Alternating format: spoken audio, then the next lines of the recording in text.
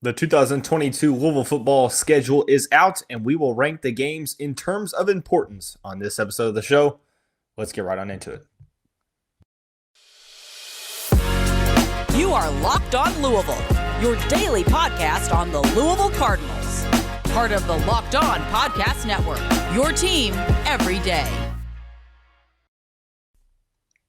Welcome in, everyone, to another episode of the Locked On Louisville podcast. I'm your host, Dalton Pence. I serve as a credential media member for Cardinal Sports Zone. I also do some PA announcing work for the university in various sports. I want to take this time to personally thank you for making us your first listen of the day.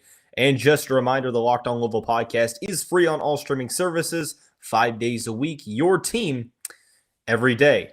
We'll take a little bit of a different approach to this Monday edition of the show, probably a style of episode that we've never done before. We are going to rank all 12 games in terms of importance for the upcoming 2022 Louisville football schedule. Obviously, it is still a little ways away, but with basketball over and really the only sport truly going on at the moment, I think is like Louisville, baseball, track and field, so on and so forth. The softball season just ended, so we'll turn our attention to football here in mid-May, ranking the games in terms of importance, breaking it down into three segments, 12 through 9, 8 through 5, and then 4 through 1. We'll start at number 12. The four in this particular segment are three non-conference games followed by a conference game. I'm not saying that none of these games are important. I don't want the objective of this show to be misconstrued or misinterpreted. I'm not saying that these games are not important. Every single game on this schedule is important. That goes without saying because, we saw last year we may be singing a different tune as Louisville fans if this team goes 9-3 versus 6-6 in the regular season. So every game counts. Just because a game may not necessarily be ranked as high does not mean that it's not important. The harsh reality of it's not really a harsh reality. It's just a reality of the fact that every single game is important. Every game has possible implications on, postseason matchups and stuff like that. So I don't want to get into a situation where you're like, oh, well, Dalton said it's not important. That's not the case. So with that out of the way, we're going to look at number 12. Number 12 comes in the game against James Madison on November 5th. This kind of speaks for itself. No disrespect to the Dukes of James Madison. I think that's their mascot. It's either the Dukes or the Bulldogs, one of the two. A recent transition from FCS to FBS. They are in the Sun Belt Conference this season. One of the best teams in FCS over the past decade or so. It's going to be a possible trip-up game for the Cardinals. But when you look at these non-conference games and how they don't necessarily have conference standing implications, it's really hard to rank these as high. That's kind of where I'm at with this James Madison game. Coming in late November, I think that it's a little bit obviously it's important, but I think it's a little less important than South Florida and Central Florida because I do think that those two teams are going to be a little better than James Madison. And ultimately, the Cards are going to have to handle business. Moving on to number 11, like I mentioned, non-conference. You're looking at the home game against South Florida on September 24th. That is let me see, I'm kind of losing my train of thought. That is the fourth game of the season. Gary Bohannon, the former Baylor quarterback that had a lot of success down in Waco, is transferring into the program. However, this is a South Florida team that only won 2 games the year prior. So although it's a team that's looking to win a ton of games, or at least attempt to win a ton of games, you still have to kind of get over that 2-10 hump. We saw Louisville do it back in 2019. So I'd say that Louisville probably comes into this game decently favored, maybe by double digits, 10 points or so. But I do think that South Florida is returning some pieces. And obviously Gary Bohannon, I think, is a very dynamic quarterback. So at the end of the day, South Florida comes in here at number 11, the second non-conference team to be talked about, just because of the fact that there's not a ton of future implications on this game in terms of conference standings and stuff like that. I will say, to play the devil's advocate, it is extremely crucial and critical to suggest that the Cardinals need to win at least 3 out of the first 4 games. With how daunting the schedule is in the last 4 to 5 games, you would have to assume that if Louisville is going to try to meet the win quota that many fans have put on this season, which for most fans it's like 7 wins. For a little bit more of the pessimistic part of the fan base, it's 8 to 9 wins. But regardless, I think 7 wins is where it seems like the consensus has agreed that, look, they have to reach this number. And South Florida is one of those games, like James Madison, that I believe that they're going to have to win. It comes at a part of the schedule to where, you're playing, I think it's 3 Florida teams and Syracuse. So at the end of the day, you have to come out ready to play in this one. Moving on to number 10, which, no surprise here, is Central Florida. The weekend before, 2 weeks before, it's a Friday night game down in Orlando at Central Florida, kind of the unsung rivalry stemming from the AAC days where there were some very solid matchups between the two teams. Obviously, last year's game seemed like Central Florida was going to maybe edge it out with a field goal until Jalen Alderman intercepted a pass from Dylan Gabriel and ran it back for a touchdown. So I think that from a storyline standpoint and from maybe like a rivalry standpoint, this game could find its way a little bit higher on the list. But I'm continuing to beat this drum that is, not having any conference implications. But this is an important game.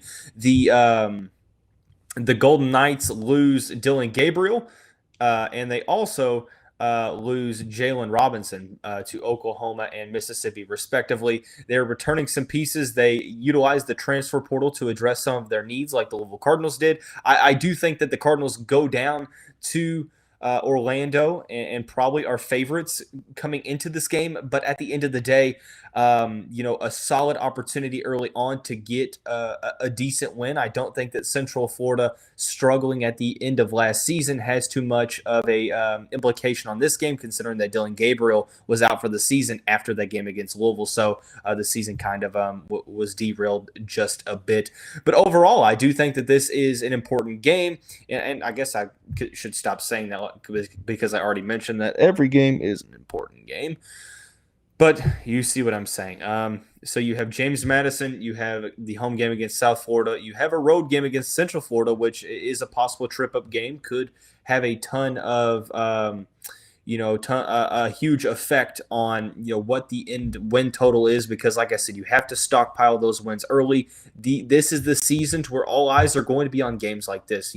You can't fall back on well, we were right there, just had to find a way to win. No, you have to find ways to win in year 4 of the Scott Satterfield era here at Louisville. So moving on to number 9, this is the first ACC game. It is a home game against the Pittsburgh Panthers on October 22nd. Now, people will probably ask, Dalton, Pittsburgh's supposed to be pretty solid. What gives here? Why are they so far down the list? Why are they the lowest ACC game on the list? Well, with Pittsburgh being a cross-division opponent, I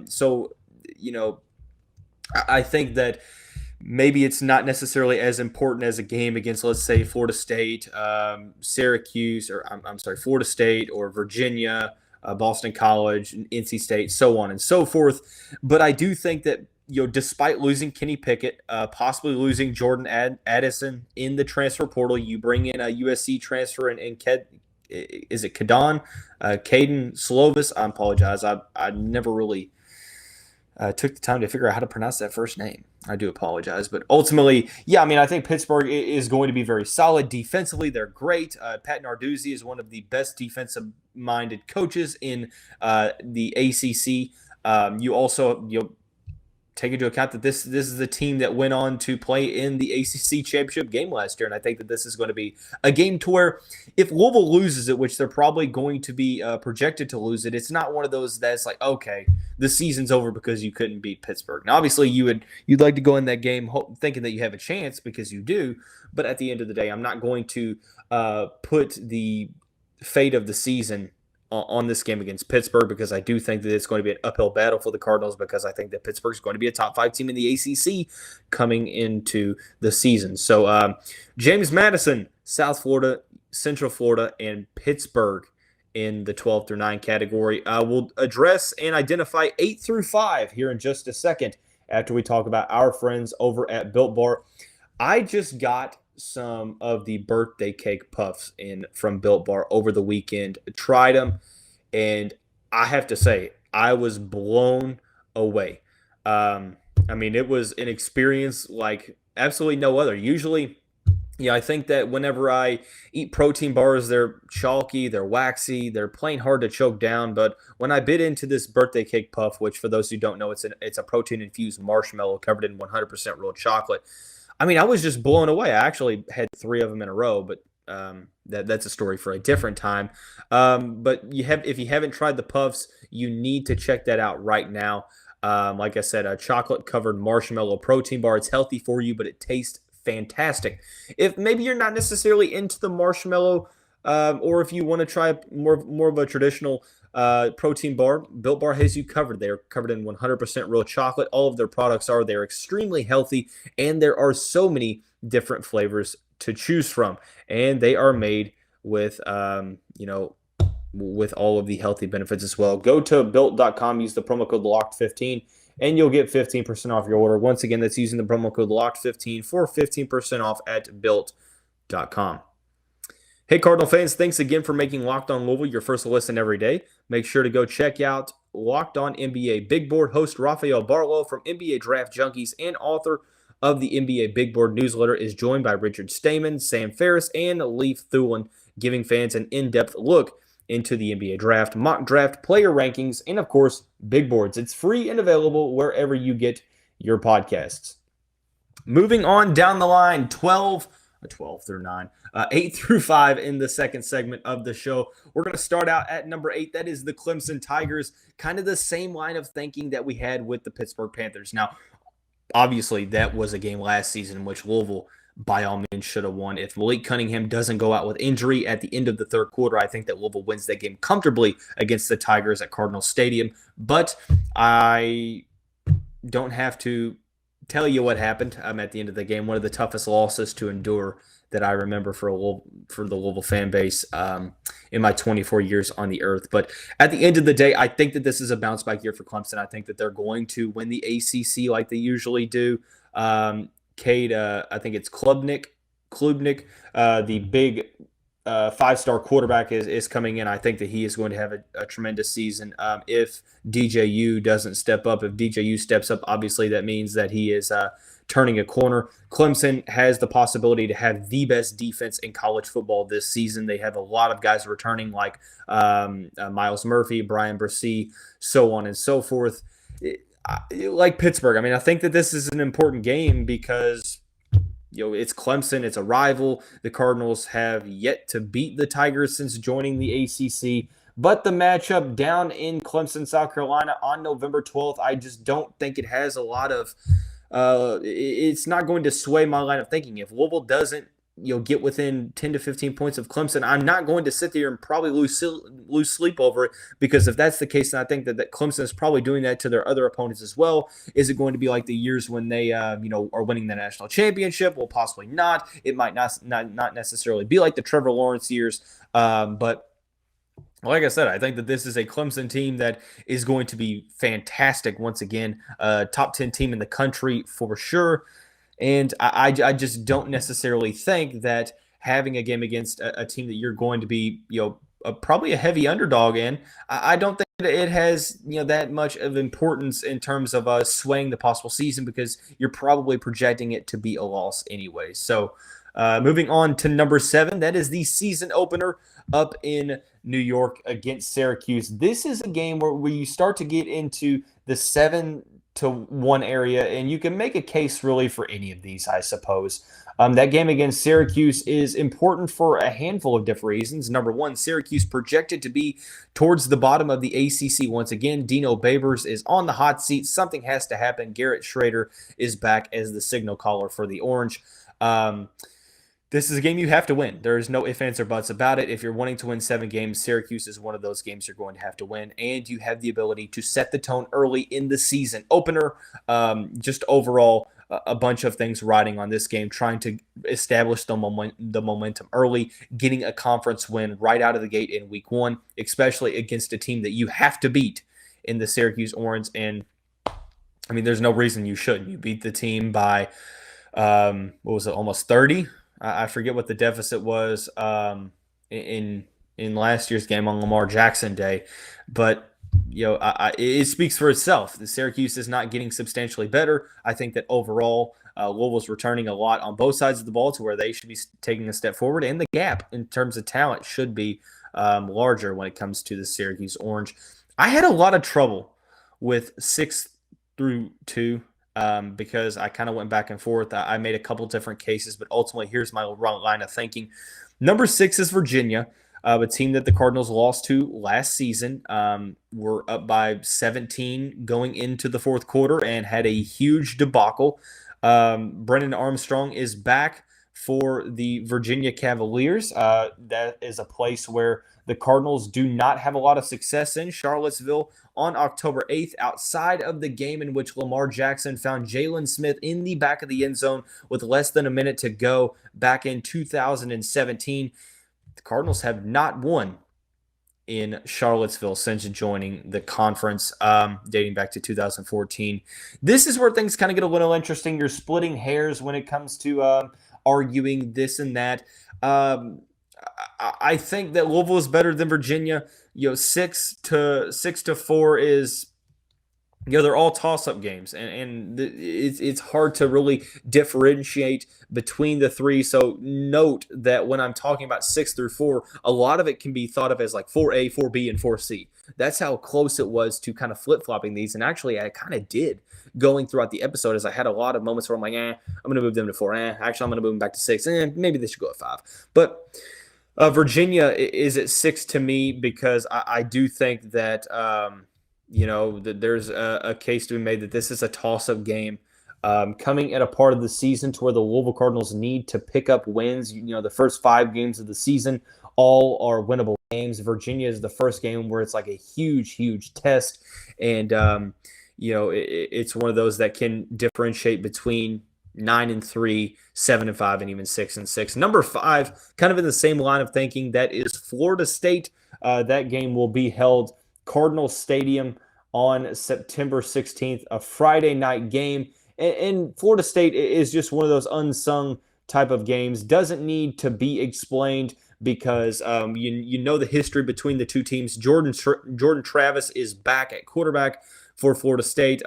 Like the game against Virginia, the Cardinals had, a 20-point lead or something like that against Florida State, and Florida State came back, and unlike the Virginia game, Louisville was able to hold on. Florida State, it seems like they should never be as bad as they usually are. They have a opening game against LSU in the season opener. That's a very interesting season opener to keep an eye on. Mike Norvell has to turn this program around in year 3.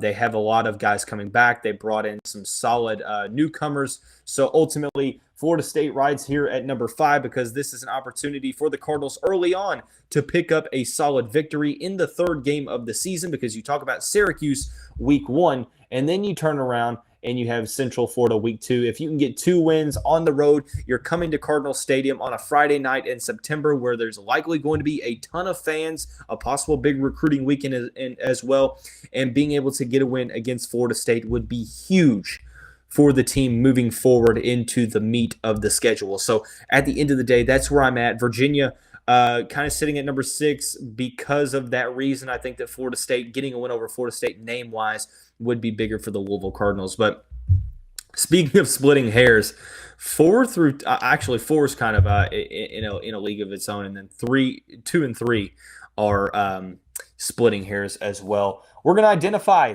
the 4 most important games for the Louisville Cardinal football team moving forward in 2022 here in just a second, after we talk about our friends over at BetOnline. Our partners at BetOnline continue to be the number 1 source for all of your betting needs and sports info. Find all of the latest odds, news, and sports developments, including this year's basketball playoffs, Major League Baseball scores, fights, and even next season's NFL futures. BetOnline is your continued source for all of your sporting wagering information, from live betting to playoffs, esports, and more. Head to the website today or use your mobile device to learn more about the trends in action. BetOnline is where the game starts. Final segment of this interesting show edition, because I'll be honest, I didn't really think of this as being a possibility until like Saturday night, and I'm like, this will be kind of cool. There's not a lot of basketball recruiting news going on. There might be some football recruiting news maybe later on in the week. So right now, we'll just kind of turn our attention to the football schedule.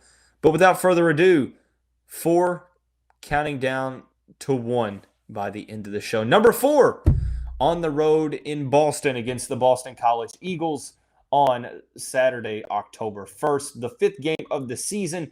The reason this falls in at number 4, yes, I know that Louisville defeated Boston College back at Cardinals Stadium in 2021, but Phil Yurkovec is back with the Eagles. I was talking to a Boston College fan back up in Boston when my sister was playing against Boston College, softball.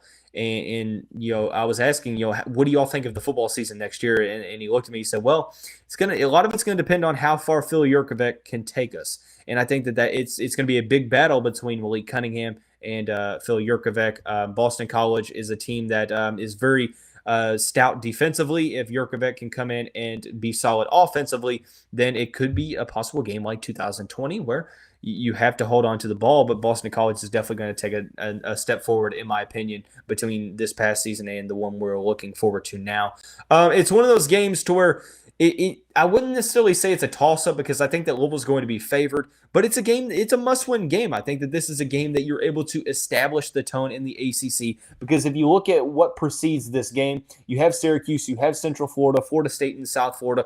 It's realistically possible for this team to be 4-0 going into Week 5. That's something that a lot of probably Louisville fans will probably predict because the Syracuse game's probably a win.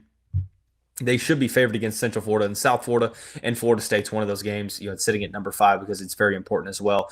Placement-wise, Boston College is the bridge into the back part of the schedule where you have games against Pittsburgh, Wake Forest, Clemson, NC State, Kentucky, so on and so forth. So it's very, very critical that the Cardinals pick up a victory against Boston College. Number 3 on the list, the last home game of the season, Senior Day against NC State, November 19th.